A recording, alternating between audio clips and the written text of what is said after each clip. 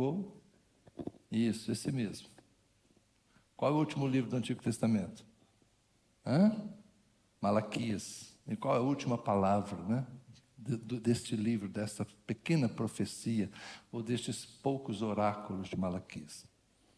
O Antigo Testamento termina assim, mas o Novo Testamento termina com graça, com bênção, né? Que seja assim a nossa vida. Gente, eu estou trabalhando o livro de Atos dos Apóstolos e eu quero voltar ao capítulo 8 para conversarmos sobre o episódio que envolve Simão, o mago. É uma coisa um pouco exótica, mas é importante a gente considerar também esse episódio, porque dentro da realidade evangélica mundial, inclusive a brasileira, a simonia continua existindo. Criou-se uma palavra em função deste episódio, que envolvia um homem chamado Simão, na cidade de Samaria, e por conta deste episódio surgiu um termo que foi muito trabalhado na Idade Média, inclusive condenado pelos reformadores. Um dos motivos que levou Lutero a escrever as 95 teses era a simonia, era a venda de cargos religiosos, a venda das posições de bispado nas cidades importantes. Para ser bispo numa cidade importante, você pagava uma certa quantia para quem determinava esse poder, que na época era o papado.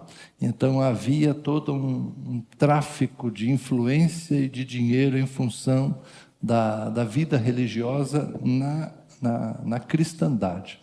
Mas a associação de dinheiro e religião não é uma coisa exclusiva do cristianismo católico romano na época da Reforma, ou dos evangélicos hoje em dia, com pastores ostentando carros de luxo e Rolex.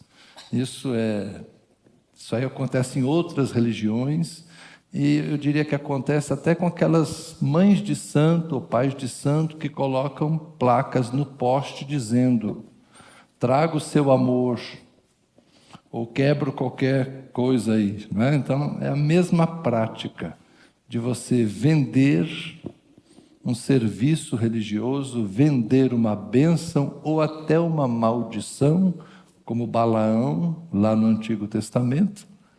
É você usar a religião como uma forma de dinheiro.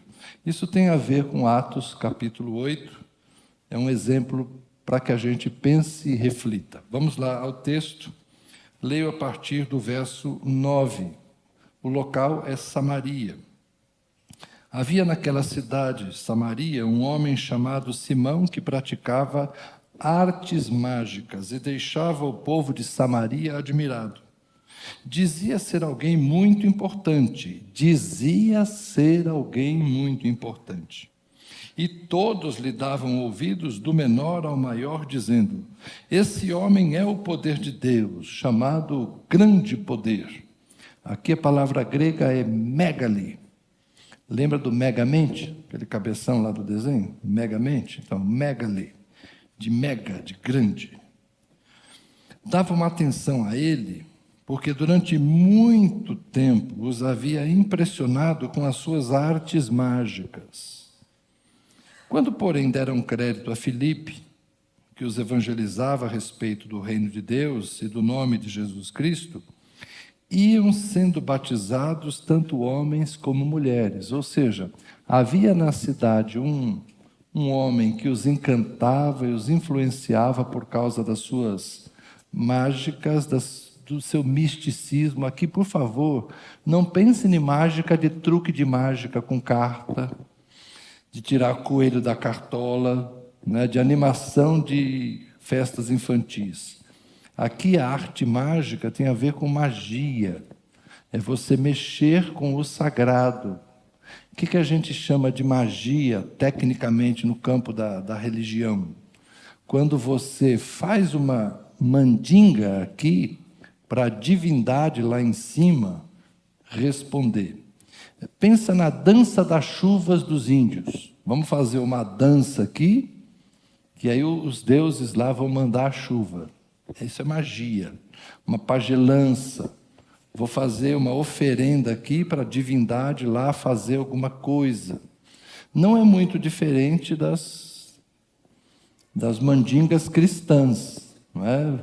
Vou caminhar, ou vou percorrer uma distância de joelho para que lá em cima a divindade faça alguma coisa. Então, quando eu mesmo faço, é uma promessa. Mas quando eu pago alguém para ele fazer algum ato, algum rito, alguma oferenda, a gente chama isso de magia, tecnicamente falando, tá bom? É magia. Então, Simão era mágico, impressionava as pessoas com suas artes mágicas. E as pessoas, então, em Samaria, com a chegada de Filipe, começaram a ver curas e milagres operados por meio de Filipe. Verso 13: o próprio Simão abraçou a fé e, tendo sido batizado, acompanhava Filipe de perto, observando extasiado os sinais e grandes milagres praticados. Ou seja, o Simão fazia as suas mandingas, não sabemos exatamente o que ele fazia. Ele fazia alguns rituais, ele fazia algumas coisas e funcionava. Tanto que as pessoas o chamavam de poder de Deus. Ele deveria, de fato, conseguir sucesso em algumas das suas mandingas. É como a rezadeira, como a benzedeira, são coisas da nossa experiência brasileira. Eu lembro um dia que nós estávamos numa sala de aula e um aluno contou uma história assim, olha, então, eu não lembro agora se era o filho dele mesmo ou se ele só estava contando a história de alguém. Vou contando como se fosse de alguém. Ele falou assim, a criança estava doente e o pai era pastor, orou, não resolveu.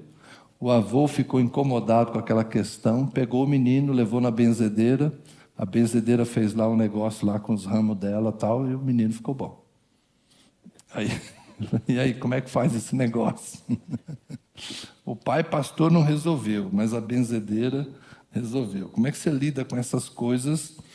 Vou usar a linguagem que as pessoas falam aí, no mundo espiritual. Né? Quem é que está transitando na espiritualidade e está resolvendo esses negócios? Então, o Simão fazia alguma coisa lá que funcionava. Mas quando ele viu Filipe curar pessoas, porque o texto que nós trabalhamos anteriormente fala que Filipe curava aleijados, não é? Muitos aleijados e paralíticos e coxos foram curados. Aí o Simão começou a andar perto de Filipe para ver que história é essa. Porque curar um coxo, gente, coxo é alguém que tem uma deformidade.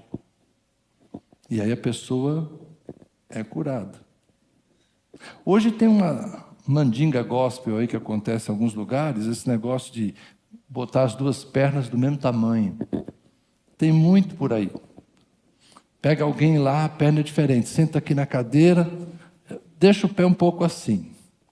Aí depois faz lá a oração, agora ficou igualzinho. Quem disse que era diferente? Tem muita... Eu lembro da espinhela caída? Quando a gente fazia assim, eita, estou com a espinhela caída. Aí meu pai pegava minha mãe, dava um tranco nela lá, puxava, agora está igual. Só eu que sou velho que sei dessas coisas, né? Vocês nunca viram essas coisas não, né? Então tem gente que faz esse negócio assim na igreja hoje. Aí o pessoal fica pensando, olha que milagre, a perna era diferente, a perna ficou igual. Interessante que quando meu sogro se converteu, meu sogro está com 90 anos, meu sogro se converteu na década de 50. Meu sogro já contava para a gente, depois não, quando eu me converti, eu ouvi esse negócio de colocar a perna do mesmo tamanho. Então, gente, esse negócio é velho, né? Bom, vocês entenderam o que eu estou tentando dizer, não é? Em certos ambientes, há simulacros de milagres. E eu não temo em dizer isso, não. Há simulacros de milagres. cura de coluna. Chama o pessoal para frente, vem aqui quem tem problema de coluna, agora levanta, pula, glória a Deus, está curado, pode ir embora. Às vezes a pessoa tem problema de coluna, mas quando ele está na igreja, ele não está na crise. Quando ele está na igreja, ele está bom. Ele consegue ajoelhar, abaixar, tal. Eu quero saber amanhã, depois, né?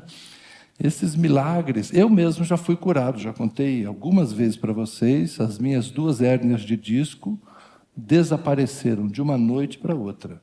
Eu creio em milagres porque eu fui curado. Aqui, neste lugarzinho, aqui embaixo, eu orei a Deus: Senhor, lembra-te de mim. Porque eu acordava com dor todos os dias durante meses. E o diagnóstico era hérnia de disco, nervo ciático inflamado direto. Injeção, medicação, viajar de costas no banco de trás, deitado, levantar com dificuldade. Eu tive isso. Orei aqui, neste lugar: Senhor, lembra-te de mim. Na manhã seguinte, me levantei, nunca mais tive problema de coluna. Então, eu creio em milagres. E eu vivi milagres. E eu já vi outros milagres. Temos o caso do irmão Ernesto com cirurgia marcada.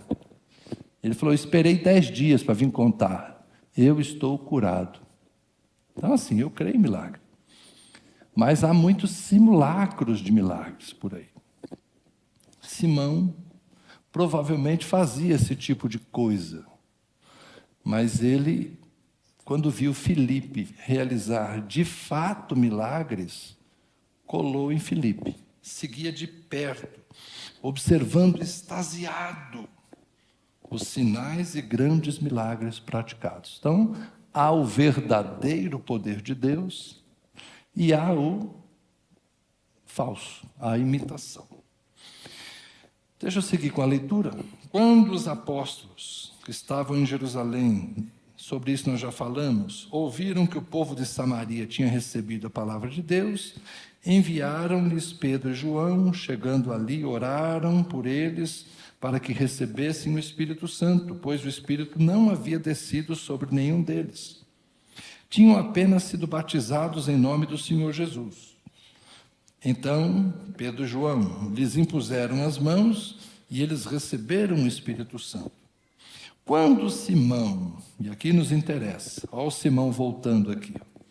Quando Simão viu que pelo fato de os apóstolos imporem as mãos, era concedido o Espírito Santo, ofereceu-lhes dinheiro, dizendo: deem também a mim esse poder, para que a pessoa sobre a qual eu impuser as mãos receba o Espírito Santo.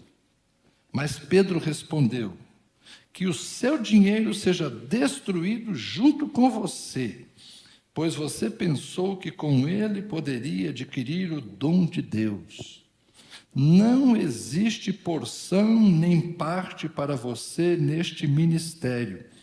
Aqui é a mesma expressão dos levitas no Antigo Testamento, que eles não têm herança nem possessão. Pedro está dizendo: nesse nosso ministério, nesse nosso serviço, nesse trabalho que fazemos para Deus, não cabe uma pessoa como você, não tem porção, não tem parte para você entre nós, porque o seu coração não é reto diante de Deus. Isaías 59. Vocês fazem caminhos tortuosos, veredas tortuosas. Os apóstolos sempre usam a palavra de Deus. Isaías 59. Vocês fazem caminhos, veredas tortuosas. Portanto, segue Pedro dizendo: arrependa-se deste mal e ore ao Senhor. Talvez Ele o perdoe por esse intento do seu coração. Pois vejo que você está cheio de inveja e preso com sua maldade. Simão disse aos apóstolos: peço que vocês orem ao Senhor por mim, para que não me sobrevenha nada do que vocês disseram. Eles, porém, tendo dado seu testemunho e pregado a palavra do Senhor, voltaram para Jerusalém e evangelizavam muitas aldeias dos samaritanos. Então aqui nós temos esse episódio de alguém tentando comprar uma unção, um poder que Pedro e João tinham de colocar as mãos sobre alguém e esta pessoa receber o Espírito Santo. O que o Simão estava querendo? Um novo ramo de negócio. Eu quero continuar fazendo aquilo que eu já faço há algum tempo, manipulando as pessoas com questões religiosas e espirituais. Mas eu estou vendo que vocês têm um poder diferente, um poder que eu não tenho. Eu, andando perto de Filipe, ele viu que as curas eram verdadeiras, que os milagres eram de fato milagres. Mas ele ficou encantado com essa ideia de impor as mãos e as pessoas receberem o Espírito Santo. O que acontecia? A gente sabe que em Pentecoste, as pessoas falaram em idiomas conhecidos pelas outras pessoas. Qual é a manifestação aqui em Samaria? Não está descrita. Então eu não sei de que forma ficava evidenciado que alguém recebeu o Espírito Santo. Fosse eu um pentecostal da Assembleia de Deus, todo mundo falou em línguas, porque na crença pentecostal, se você não fala em outras línguas, você não é batizado no Espírito Santo. Na crença pentecostal, a evidência de ter sido selado, linguagem deles, batizado com o Espírito Santo, é falar em língua estranha. É por isso que quando eu vou pregar numa Assembleia de Deus, eu digo assim, irmãos, na minha pregação eu não vou falar em línguas, mas eu fui batizado no Espírito Santo aos 12 anos, fui tomado em línguas estranhas, na minha casa eu oro em língua estranha, mas não estranhem se eu não falar aqui. Porque o pessoal tem que saber que eu sou batizado no Espírito Santo, né? É uma questão da crença deles, eu tenho que respeitar, é a crença deles. Para nós, batistas renovados, pode haver qualquer manifestação de dom espiritual. Pode ser, inclusive, o dom do amor. Não tem um amorômetro. Né? Pode ser o dom de socorro, o dom de serviço. Pode ser uma habilidade para evangelizar.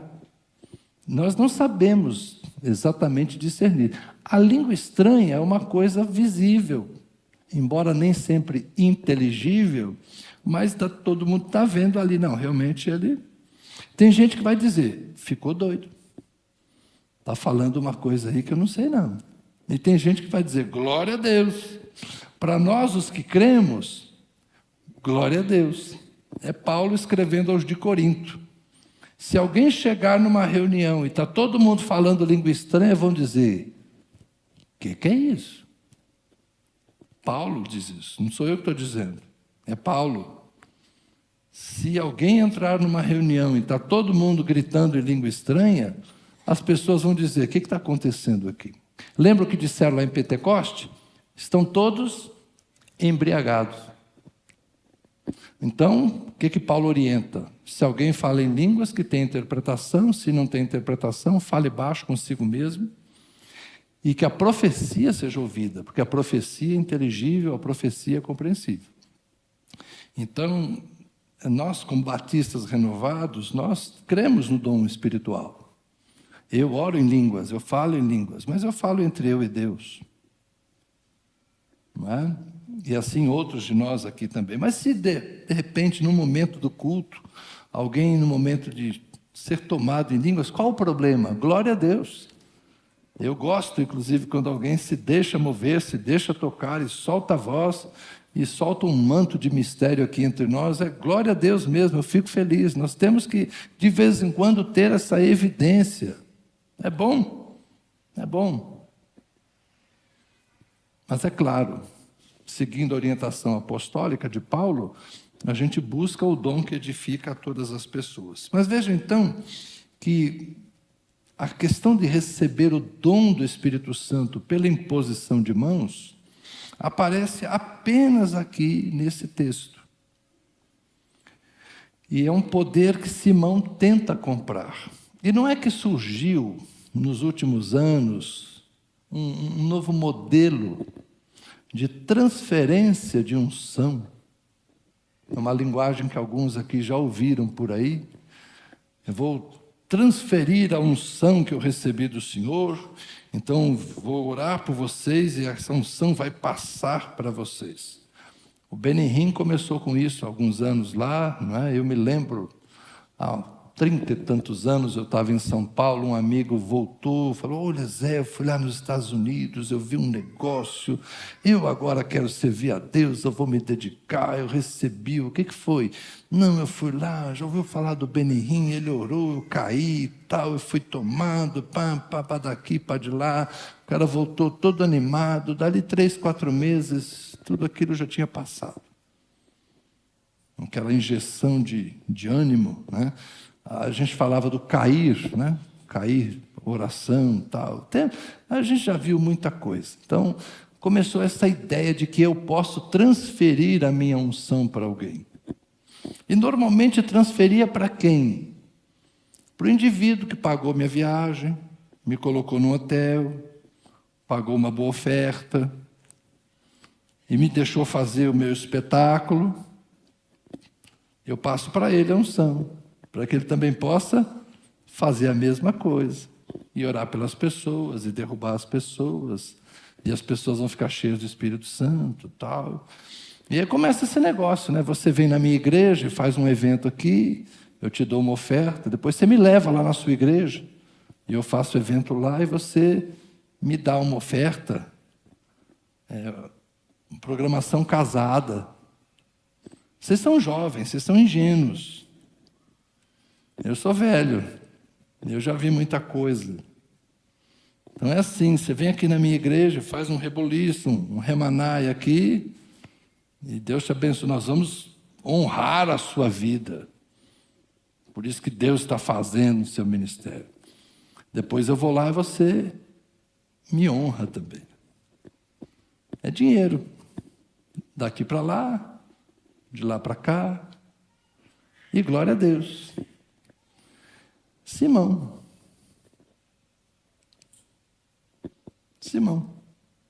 Não Simão Pedro, irmão de André, companheiro de João, que humildemente fazia o que fazia, tendo aprendido com Jesus do jeitinho que Jesus falou, de graça recebeste, de graça dai. Vá na cidade, a casa que te receber, você entra, fica hospedado e come. Não fiquem mudando de casa, ou seja, se alguém te chamar para uma casa melhor, fica na primeira casa, por mais humilde que ela seja. Vá sem bolsa, sem alforge, uma capa, uma túnica, um par de sandália. Se te receberem, ótimo. Se não te receberem, nem leva o pó daquela cidade, bate a sandália, sacode o pó da sandália e vai embora. Mas de graça recebeste, de graça dai. Porque Jesus nunca cobrou nada para curar ninguém. Então os discípulos aprenderam com Jesus que milagre é dom de Deus, poder é de Deus. E é por isso que Pedro fala, você acha que pode comprar o dom de Deus com dinheiro? Quando começou o G12 aqui no Brasil, o pessoal ficou animado, né? A última colheita, a estratégia de Deus e tal. Aí, dali a pouco surgiram os apóstolos. Aqui no Brasil surgiu um figurão lá em Manaus.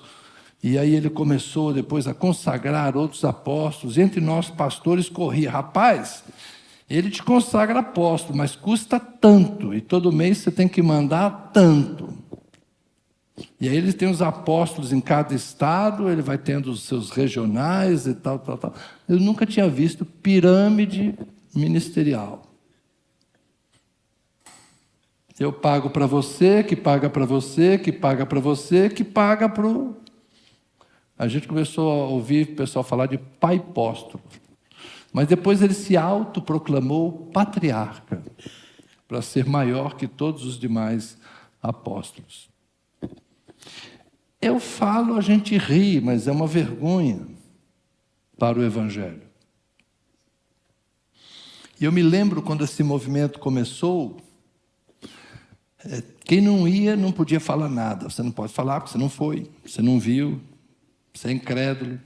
Aí teve um evento lá para os pastores da nossa denominação, lá em Belo Horizonte. Eu e o Lucimar fomos. Eu falei, Lucimar, se a gente não for, vai dizer que a gente é incrédulo. Então a gente tem que ir nesse negócio para pelo menos saber o que está acontecendo. A gente foi lá. Eu fui, voltei, preguei domingo do mesmo jeito, não voltei cantando Eu Quero é Deus, não voltei fazendo uma coisa que muita gente fazia quando voltava, porque o pessoal voltava muito mexido, muito tocado, né? Mas eu logo percebi que aquele movimento nada mais era do que uma manipulação emocional. É uma manipulação. Te leva lá para baixo, com música depressiva, com silêncio, com palavras assim, que vai você se sentir o lixo, vai te colocando lá embaixo. Depois ele te põe numa fila indiana, aí unge a tua mão com mirra, a mirra dá uma sensação de calor, porque é um óleo diferente. Aí o cara pensa que já está sentindo, oxe, minha mão esquentou, deve ser alguma coisa espiritual. Te enganaram, cara, é um olhinho que esquenta mesmo. E eu me lembro claramente, você pensa num lugar com 50 pastores. Pastor é um cara desconfiado, pastor não embarca nas coisas fácil. E o pessoal queria fazer o pastor dançar. Porque o pastor voltava, quem é das antigas lembra, o pastor voltava pulando, saltando, eu quero é Deus, glória a Deus. O pessoal da igreja, gente, o pastor está diferente, o pastor está pulando, está louvando. O pastor sempre ficou sentado na hora do louvor, agora o pastor está pulando, está dançando, aconteceu alguma coisa, eu quero ir nesse lugar também. A estratégia era essa. Mas você bota lá 50 pastores, tudo desconfiado. Ungiu lá, eu lembro claramente. Aí começou assim. Então, é a virada de chave, né? Primeiro te jogam lá embaixo, para depois te mandar para a euforia. Aí a virada de chave foi essa. Ungiu a gente, depois de uma oração de confissão de pecado. A minha foi breve, graças a Deus. Eu me sinto muito em paz com a minha consciência.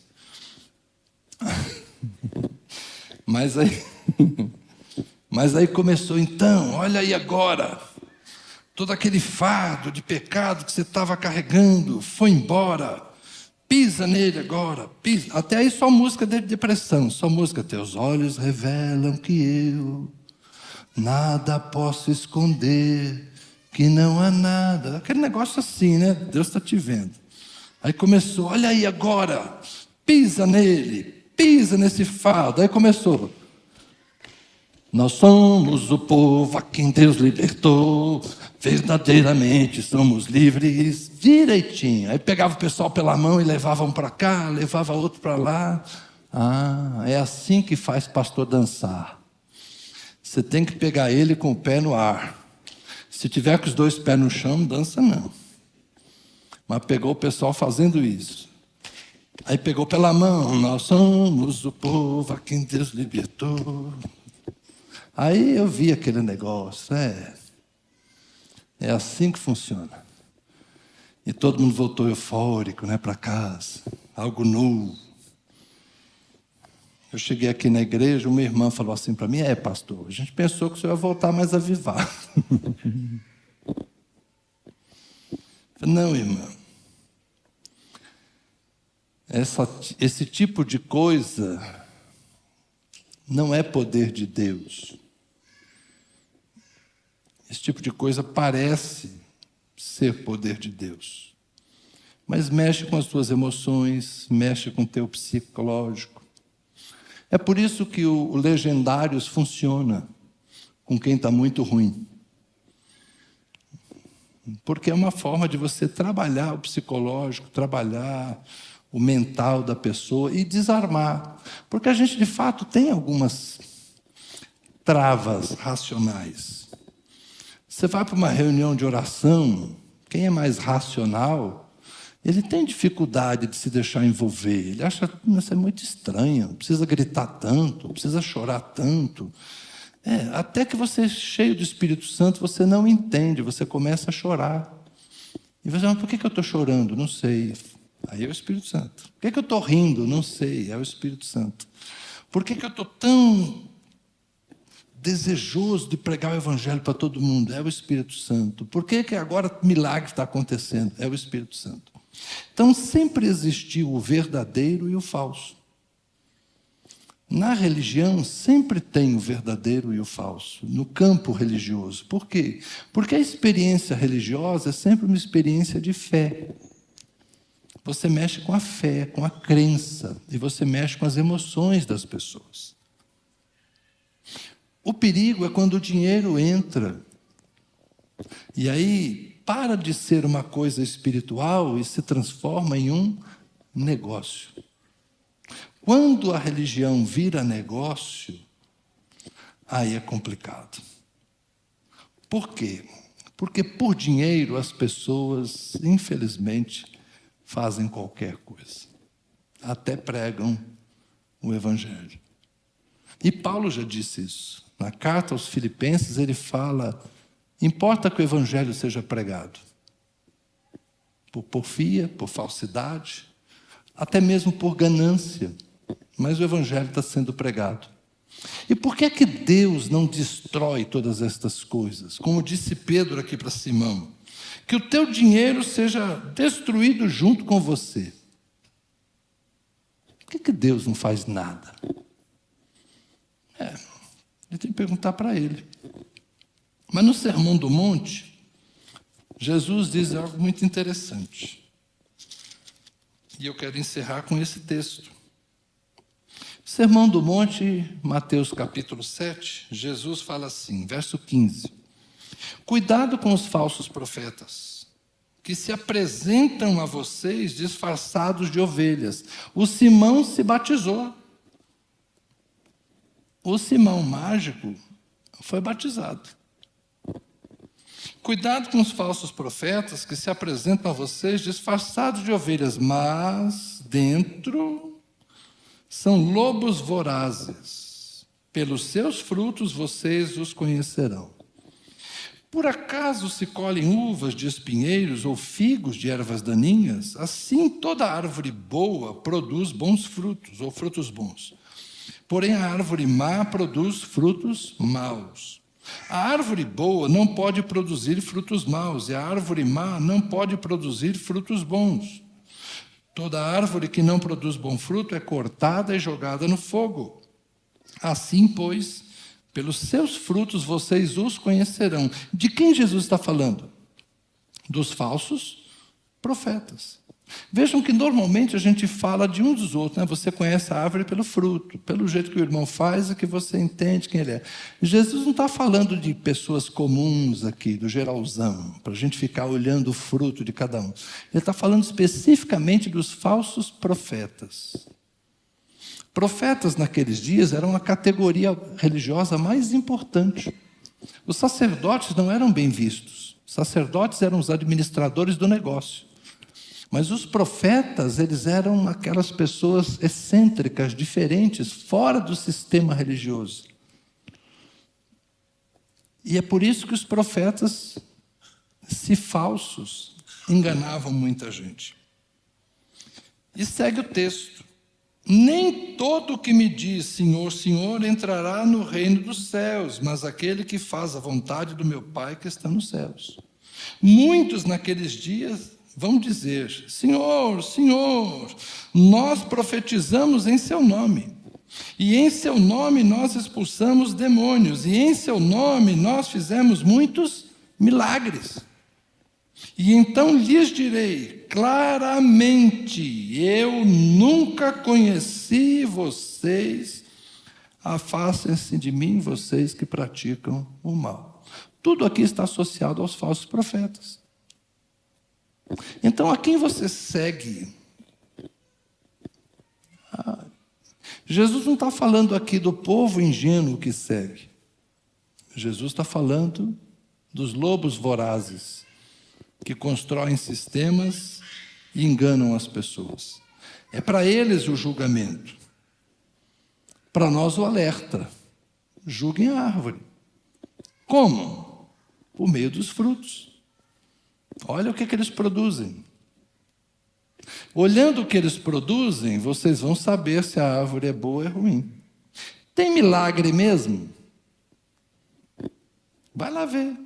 Confere se tem milagre ou se é manipulação. Muda o caráter? Tem novo nascimento? Tem transformação? É alguém reto? É alguém íntegro? Ou é como Pedro falou, teu coração não é reto para com o Senhor? Olha, vê. Nós precisamos, como igreja, estar atentos. Jesus já havia treinado seus discípulos para serem diferentes no campo e no comércio religioso que existia nos seus dias. Não eram só os sacerdotes, mas também os escribas e fariseus, que Jesus diz que eles dilapidavam, saqueavam as viúvas. Lê Mateus 23, você vai ver o que Jesus pensava dos escribas e fariseus, que eram os líderes populares. Além do que Jesus tinha contra o sistema religioso de Jerusalém, dominado pelos sacerdotes. Então, Jesus já havia advertido os seus discípulos, sejam diferentes disso tudo. E a gente tem que ter muito cuidado, porque o mundo mudou em muitas coisas, mas em outras continua igual. A esperteza, a safadeza, a enganação, ela pode acontecer em muitos campos religiosos. E não é, volto a dizer, uma propriedade exclusiva do cristianismo. Em todas as religiões vão haver pessoas de má índole, mas árvores que produzirão maus frutos. A gente precisa prestar atenção para não ser enganado. Deus nos livre. E a minha oração é para que eu, como pastor, não me perca no caminho. E para que o meu coração seja guardado da ganância, de tentar ver no Evangelho apenas um modo de vida. E eu sim, eu sou alguém que vivo do ministério. Eu vivo do ministério, eu não tenho outra função que me sustente há tantos anos, senão o ministério. E eu não nego isso. Então, eu sou um profissional da religião? Sou. Trabalho para o Senhor e trabalho para vocês. Sou remunerado pelo Senhor através de vocês. Mas eu procuro guardar o meu coração, para que eu seja fiel ao meu chamado e respeite o suor do seu trabalho, que vai abençoar a minha vida. E eu também suo para produzir o trabalho, porque o trabalho dignifica, eu aprendi isso desde cedo. O trabalho dignifica o homem. E a integridade de caráter, a integridade na postura, no compromisso com o Evangelho, é necessária para qualquer homem e qualquer mulher que queira de fato servir a Jesus. Então, que nós nos guardemos e que tenhamos mais acuidade nestas coisas todas que se veem por aí. Ah, pastor, o senhor está julgando? Estou. Jesus mandou, veja a árvore pelo fruto. Estou aqui, 20 anos depois, finaliza com essa história do G12 mesmo. Foi em 2000, essa conversa, auditório da Igreja Batista Central, pequeno auditório lá atrás, pastor Enéas Tonini presidindo uma reunião da convenção, ele era à época presidente, ele idoso, experiente, estava um pé dentro e um pé fora. Ele falava assim, esse negócio de célula é bom, esse negócio de encontro tem que ter cuidado. E nós éramos uns 100 pastores, mais ou menos. A turma do DF estava tudo inflamada, muita gente G12ada. Aí todo mundo defendendo, eu era secretário de atas do lado dele. Umas 2 horas o pessoal defendendo e falando das suas experiências, como foi para o encontro e voltou animado, como foi para o encontro e voltou renovado, tal. Aí o pastor Enéas falou assim, bom, quem é contrário aí? Vocês têm 10 minutos para falar. Não, 20. Falei, pastor, eu era muito próximo dele. Pastor, nós estamos aqui há 2 horas, ouvindo tantas pessoas falarem a favor. O senhor vai limitar 4 oradores a 20 minutos? 5 para cada um? Nós estamos cansados de ouvir os outros, mas acho que o senhor... Olha, então tá, são só 4, vocês falem à vontade. Mas nós falamos muito pouco. Nós. Eu fui o último a falar dos 4, e eu resumi o resumo de todos os demais. Não é? E a minha última frase foi, daqui 10 anos, nós vamos nos encontrar de novo. Eu estarei no mesmo lugar, pregando do mesmo jeito. Vocês, vamos ver. Passaram-se 10 anos, todo aquele movimento, todo aquele oba-oba, tinha acabado. Quem começou grandes templos para 1000 pessoas, não conseguiu completá-los. Uns que retomaram, desanimaram de novo e voltaram para o mesmo lugar de prostração onde estavam. Eu me lembro de um que nós estávamos num sepultamento no Campo da Esperança. Ele falou para mim, Zé, você tem que ir e tem que levar a tua igreja para o G12. Você imagina, você vai formar 12, que depois vai ser mais 12, que depois vão ganhar mais 12. E tudo ali, dizimista fiel. Aí eu entendi onde é que ele queria chegar. Tudo ali, dizimista fiel. Onde é que está esse pastor? Há pouco tempo fui no sepultamento dele. Havia pouquíssimos amigos. E há muitos anos, a igreja dele fechou. Há muitos anos. Deus não se deixa escarnecer. Deus não se deixa usar. Deus não se deixa enganar. Eu não sou melhor que eles, irmãos. Talvez eu seja um pouco mais prudente. E isso faz diferença. Aos que pensam que eu tenho pouca fé, na verdade não é isso. Eu tenho muita fé em Deus.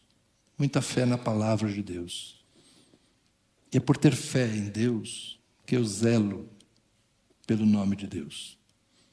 E eu sei o Deus que eu sirvo. Eu sei que esse Deus é Pai, perdoador, abençoador, galardoador daqueles que o temem. Mas eu sei que esse Deus também zela pelo seu nome. E eu sei que se Jesus disse que tem gente que vai chegar lá e vai dizer, eu fiz, e vai ouvir, eu não te conheço. Eu creio na palavra de Jesus. Eu creio que muita gente vai dizer, Senhor, Senhor, e ele vai dizer, ei, de que adianta dizer Senhor, Senhor, se você não faz o que eu mando? Olhem os frutos, irmãos. Olhem os frutos. A gente precisa acordar. Não tem Rolex aqui. Meu carro é um carro velho, com muito orgulho. Minha vida é digna. E vocês sabem quem eu sou. Não me importa o que os outros pensam. Vocês caminham comigo. São vocês que sabem como eu vivo. Eu creio que a gente precisa de fé, mas uma fé séria, uma fé responsável, porque o Deus que eu creio é sim o mesmo Deus que salva, mas é o mesmo Deus que vai destruir. E essa foi a expressão de Pedro, que o seu dinheiro seja para destruição com você. E na segunda carta ele vai dizer que tudo isso aqui está destinado à destruição. Tudo isso aqui vai ter fim.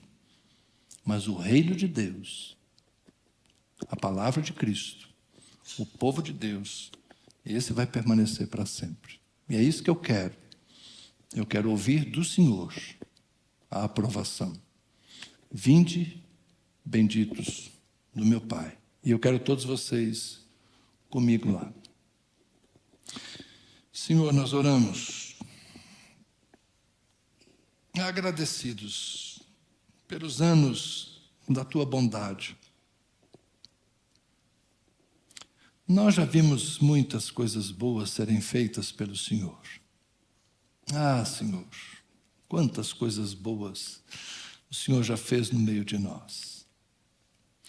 E talvez hoje nos fira o coração ver tanta coisa má feita em Teu nome, sem que o Senhor pareça se importar. Mas eu sei que não és um Deus ausente, nem desinformado das coisas que acontecem aqui. O Senhor conhece os que são seus, e o Senhor sabe quem são os que praticam iniquidade e os que andam em retidão. O Senhor conhece um Simão e o outro Simão. O Senhor sabe quem é Simão Pedro e o Senhor sabe quem é o mago Simão. O Senhor sabe diferenciar os que estão nessa por dinheiro e os que estão nessa por amor. O Senhor sabe discernir o coração ambicioso, o coração ganancioso e o coração voluntarioso e sincero. O Senhor sabe a quem o Senhor deu poder e autoridade e quem usurpou o poder e autoridade em Teu nome. O Senhor sabe quem foi enviado por Ti, quem foi chamado, preparado e enviado. E o Senhor sabe quem se enviou, quem disse de si mesmo ser grande, quem disse de si mesmo ser alguém importante no mundo espiritual. O Senhor conhece. E é o Senhor quem, no dia de Cristo, vai julgar a obra de cada um. É o Senhor que no dia de Cristo vai peneirar o trigo e apartar dele a palha. É o Senhor que no dia de Cristo vai olhar a obra de cada um, se de prata, se de ouro, se de pedra preciosa, se de madeira, palha ou feno. A obra de cada um será provada naquele dia e muita coisa vai deixar de existir, mas muita coisa vai passar para a eternidade, porque o Senhor é fiel, porque o Senhor é bom, porque o Senhor é generoso e porque o Senhor é verdadeiramente poderoso. Deus, guarda-nos, Senhor. Guarda-nos do mau caminho, do mau coração, do mau pensamento. E preserva-nos como gente que ama o Evangelho, ama Jesus e ama o próximo. Amém. Gente, se